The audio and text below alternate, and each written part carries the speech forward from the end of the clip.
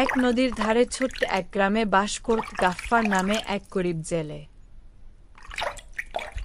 সে প্রতিদিন ভোরে নদীতে মাছ ধরতে যেত এবং সেগুলো বাজারে বিক্রি করে কোনোমতে সংসার চালাত।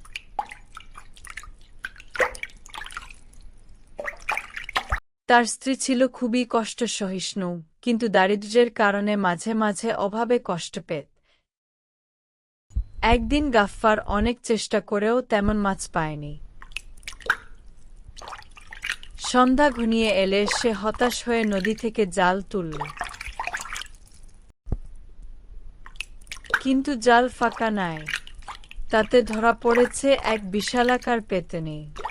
তার লম্বা কালো চুল, বড় বড় চোখ আর মুখে অদ্ভুত এক ভয়ঙ্কর হাসি।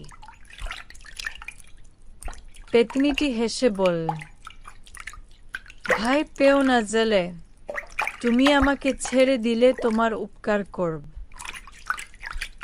গাফফার কাঁপতে কাঁপতে বলল, উপকার? তুমি বা কি দেবে আমাকে? পেত্নীটি বলল,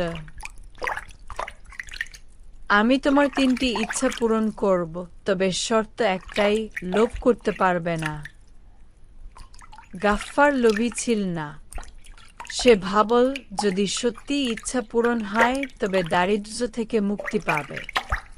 সে বলল, আমার প্রথম ইচ্ছা, আমাদের ঘরটা যেন সুন্দর হয়ে যায়। পেত্নীর চোখ লাল হয়ে উঠল। হঠাৎ ঝড় বয়ে গেল, আর গাফফার দেখল তার ছনের ঘরটা এখন পাকা বাড়ি হয়ে গেছে।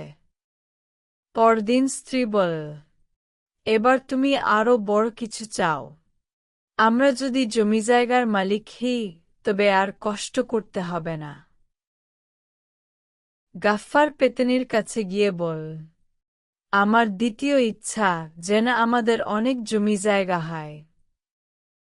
পেত্নী আবার হেসে উঠল, আর পরক্ষণেই গাফফার দেখল সে বিশাল জমির মালিক হয়ে গেছে।